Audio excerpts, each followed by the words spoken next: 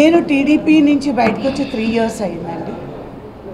బయటికి రాలేదు, బయటికి గెంటబడ్డాను. సో కాబట్టి అందరికీ తెలుసు, ఇది ఓపెన్ ఫ్యాక్ట్, ఏది సీక్రెట్ కాదు. పార్టీకి నేను కష్టకాలంలో అహర్నిశలు రాత్రింబవళ్ళు 294 నియోజకవర్గాల్లో ఎంతో కష్టపడి శ్రమించి నేను పనిచేశాను. ఎప్పుడు కూడా ఏసీ రూముల్లో కూర్చొని నేను స్టేట్మెంట్స్ ఇవ్వలేదు. క్షేత్రస్థాయి వరకు వెళ్ళి ప్రజల దగ్గరికి వెళ్ళి కూరగాయలు అమ్ముకునే వాళ్ళ దగ్గర నుంచి కొబ్బరి బొండాలు అమ్ముకునే వాళ్ళ దగ్గర నుంచి గ్రామాలు, కుగ్రామాలు, మండల స్థాయి వరకు నేను వెళ్ళి నేను పనిచేయడం జరిగింది. అలాంటి తరుణంలో నాకు ఎటువంటి న్యాయం జరగకపోగా చాలా అవమానాలకి గురవడం జరిగింది. అయినా కూడా డే 1 నుంచి నన్ను పార్టీలో ఎన్నో రకాలుగా ఎంతోమంది నన్ను అవమానాలకి గురి చేశారు. ఆ టైంలో నేను ఎన్నోసార్లు అధినేత చంద్రబాబు నాయుడు గారికి నేను చెప్పడం జరిగింది. వాళ్ళని కూడా ఆయన పిలిచి మందలించడం కూడా జరిగింది. ఎప్పుడు ఆయన ఏమంటారంటే, పని చేసేవారికి నేను తప్పకుండా ఒక మంచి స్థానాన్ని కల్పిస్తాను అని. ఆ మాట నేను నిజమని నమ్మి కష్టపడి పనిచేశాను. కష్టపడి పనిచేసినప్పుడు దానికి ఫలితం అనేది ఉండాలి. ఆ ఫలితం అనేది లేకపోయినా నన్ను ఎన్నో విధాలుగా, ఎన్నో రకాలుగా నా అంతట నేనే పార్టీ నుంచి వెళ్ళిపోయేలాగా నా పార్టీలో అవమానించారు. అందుకే ఇందాక నుంచి చెప్తున్నాను, నేను ఎమోషనల్ అవ్వకూడదు, ఆ సిచ్యువేషన్కి నేను రాకూడదని మీతో చాలా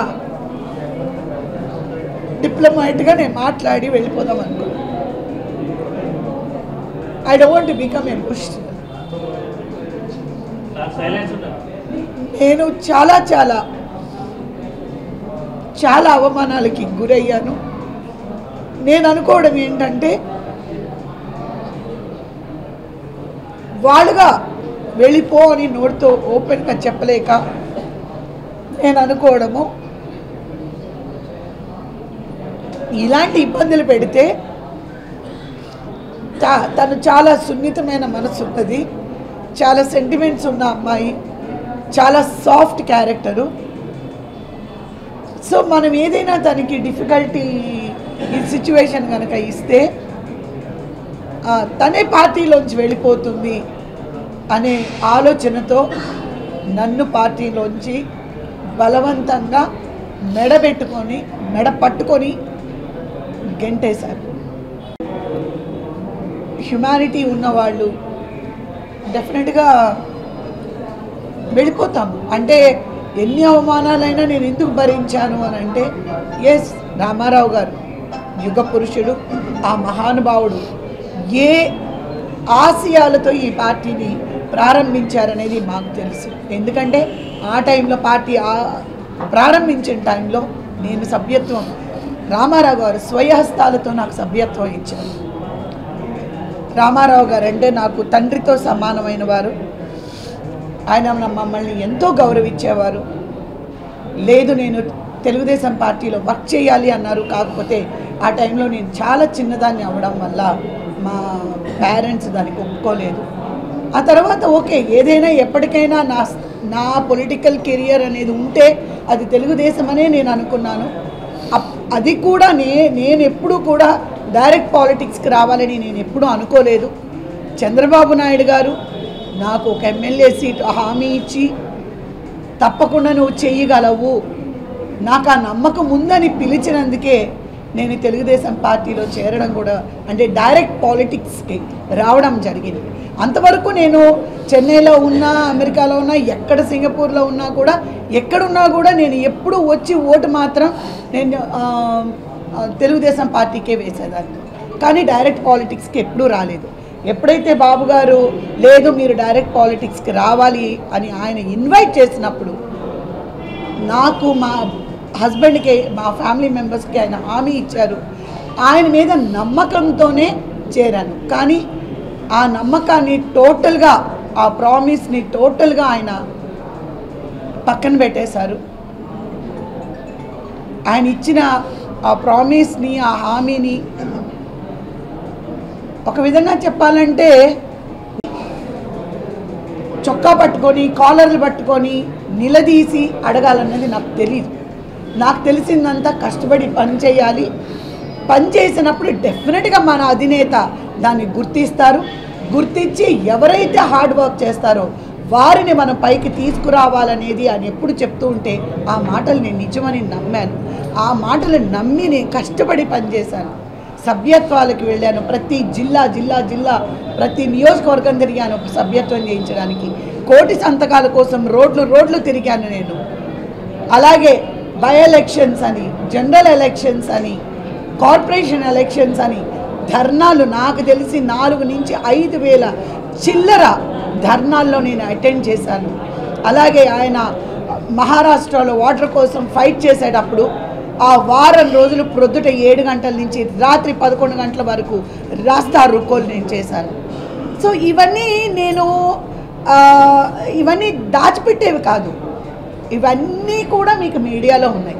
ఇవన్నీ కూడా పేపర్లో చెప్తారు. సో మీరు అడిగే question is a wrong question. ఎందుకంటే జగం ఎరిగిన సత్యం ఇది. సో దీంట్లో టీడీపీ వాడుకొని వదిలేసారా, మీకేమీ ఇవ్వలేదా అంటే ఇది సీక్రెట్ కాదు కదా. నాకు ఏదైనా ఇస్తే నేను ఇంట్లో పెట్టుకోను. ఇదేమీ ఏదో బంగారు కణి కాదు కదా. నాకు ఏదైనా ఇస్తే డెఫినెట్గా it is a public issue. ఒక పాలిటిక్స్ అంటే it is a public issue. So నా కష్టానికి డెఫినెట్గా నేనున్నానా, నాకు ఏదైనా పదవి ఉందా, నాకు ఏదైనా ఒక నామినల్ పోస్ట్ ఉందా, నేననేది నేను చెయ్యాలనుకుంటున్నాను, సర్వ్ చెయ్యాలనుకుంటున్నాను.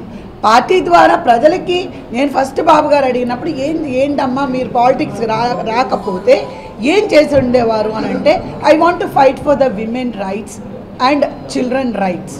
నేను ఇది చెప్పాను ఆయనకి. సార్ నేను దీని మీద నేను రీసెర్చ్ చేస్తున్నాను.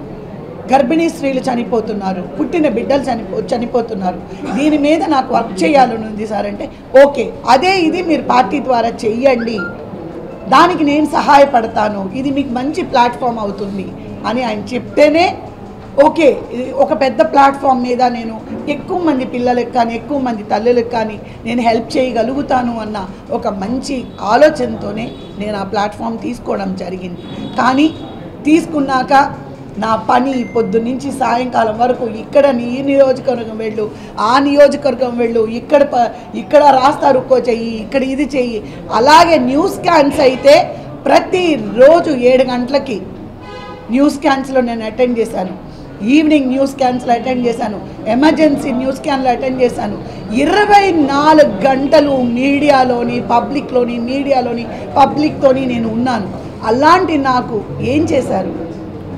ఏం చేశారు నన్ను అవమానించి బాధ పెట్టి హింసించి నన్ను బయటికి పంపించారు. కానీ ఈరోజు వరకు కూడా నేను ఎవరికి ఏది నేను చెప్పలేదు. ఎందుకంటే ఇట్స్ ఓకే, నేను ఎవరిని ఏమీ అనదలుచుకోలేదు. ఎందుకు అని అంటే ముఖ్యంగా చంద్రబాబు నాయుడు గారిని నేను ఏమీ అనదలుచుకోలేదు. ఎందుకు అని అంటే ఆ భగవంతుడికి నేను వదిలేస్తున్నాను, ఆయన విజ్ఞతకే నేను అది వదిలేస్తున్నాను. ఆయన చుట్టూ ఉండి ఆయన పక్కనుంటూ గొప్పలు మాట్లాడి ఆయన పక్కకి తిరిగిన వెంటనే ఆయన తిట్టి ఎవరైతే ఆయన్ని తిడుతున్నారో వాళ్ళకి పదవులు ఇచ్చారు. కానీ కొన్ని వేల మైళ్ళ దూరంలో ఉన్నా కూడా ఆయన ఎదురుగున్న ఉన్నప్పుడు నేను ఎలా ఉంటానో కొన్ని వేల మైళ్ళ దూరంలో ఉన్నా కూడా నేను అదే సిన్సియారిటీతో ఉన్నాను, అదే లాయల్టీతో ఉన్నాను, అదే విశ్వాసంతో నేను ఉన్నాను. కానీ ఆయన ఏం చేశారు, నాకేమీ చేయలేదు, నన్ను బాధ పెట్టారు. కానీ ఆయన ఎదురుగుండా ఉండి పొగిడి ఆయన వీపు తిరిగిన వెంటనే ఆయన గురించి ఎన్నో రకాలుగా మాట్లాడిన వాళ్ళందరికీ కూడా మంచి మంచి స్థానాలు ఆయన ఇచ్చారు. అంటే దేన్ని నమ్మాలి? మంచి ఎక్కడుంది? ఎక్కడా లేదు. మంచి అనేది లేదు అనేది నాకు అంటే 14 సంవత్సరాలు నేను పనిచేసిన తర్వాత ప్రతి ఒక్కళ్ళు చెప్పారు. ఆయన మాట నిలబెట్టుకోరంటే లేదు, నేను ఖండించాను. ఆయన అటువంటి వ్యక్తి కాదు. ఆయన ఏ మాట చెప్తే ఆ మాట నేను తూచా తప్పకుండా నేను పాటించాను. ఆయన మీద ఉన్న నాకు విశ్వాసం. కానీ ఆఖరికి నన్ను ఇలా చేశారు. దానికి కూడా నేను ఆ భగవంతుడికే వదిలేస్తున్నాను. ఆ భగవంతుడే చూసుకుంటారు. అలాగే ఏంటంటే నేను ఇన్ని 3 సంవత్సరాలు నేను పొలిటికల్గా గ్యాప్ ఇవ్వడం, నేను పొలిటికల్గా వద్దు అనుకున్నాను. ఏంటంటే మేబీ ముందు పొగిడి వెనకాల తిట్టే వాళ్ళకే పాలిటిక్స్లో పైకి వస్తారు అనేది అనుకున్నాను నేను. అలాంటి వాళ్ళే పైకి వస్తారు.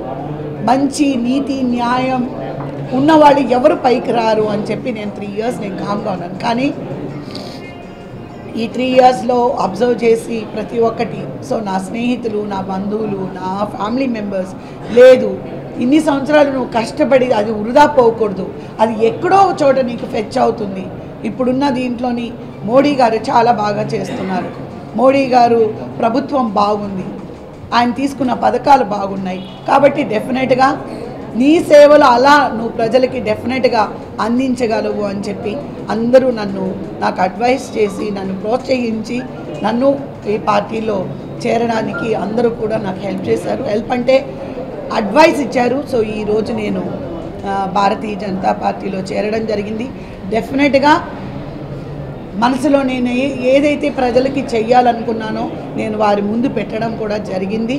తప్పకుండా మీకు ఏ ఆశయాలు అయితే ఉన్నాయో మేము అవి మీకు డెఫినెట్గా ఫిల్ చేస్తామని నాకు ప్రామిస్ చేశారు. నాకేం అవసరం లేదు. నా ఈ పదవులు అది పదవి ఎందుకు అంటున్నామంటే, నేను ఏదైనా పని చేయడానికి ఈ పని చెయ్యండి అని చెప్పడానికి నాకు ఒక ప్రోటోకాల్ ఉండాలి. ఉంటేనే నేను ప్రజల్లోకి వెళ్ళి నేను వర్క్ చేయగలను. దాన్నే నేను అడుగుతున్నాను తప్ప నాకు ఇదే కావాలి అదే కావాలి ఇలాగే ఉండాలి అది కాదు. నేను ఏ పదవి లేకపోయినా కూడా పార్టీలో తెలుగుదేశం పార్టీలో 83 నుంచి నేను వర్క్ చేస్తూనే ఉన్నాను. Please subscribe new waves. ఇలాంటి మరిన్ని మంచి వీడియోలు కావాలని కోరుకుంటున్నారా? అయితే పక్కనే ఉన్న గంట సింబల్ను క్లిక్ చేయండి. అలాగే సబ్స్క్రైబ్ చేయండి.